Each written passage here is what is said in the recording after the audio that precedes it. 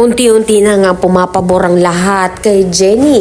Ngayon pang si JC nga ay lumantad at siniwalat na nga niya ang katotohanan sa hindi naman nga siya nilandin nito ni Jenny. Sa kabilang banda naman nga natuloy na nga rin ang guesting nito ni Jenny kay Boy Abunda na kung saan dito na nga niya iaanunsyo ang malaking pasabog nga niya na ikagugulat nga rin ng maraming tao.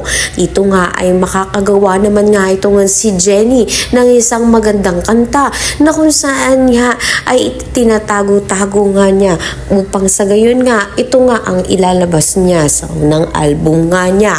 Dito makikita naman nga ito ni Freddy na kung saan natuwa naman nga siya at hindi naman inaasahan nga nito ni Freddy ang mangyayari na kung saan nga sa patuloy nilang pagkikita nito ni Dara ay makikita nga nito ni Dara kay Freddy itong ang kantang gawa nito ni Jenny. Kaya naman kinuha niya nga ito at ibinigay nga kay Megan na kung saan nga sinabihan niya nga kanyang anak na si Megan na unahan nga niya ito nga si Jenny na mailabas nga ito upang sa gayon nga mapasa kanya nga itong pagiging owner ng kanta na ito at huwag ngang hayaan si Jenny ang mauna at palalabasin nga nila na si Jenny ang nagnakaw nga ng kantang sinulat nga nito.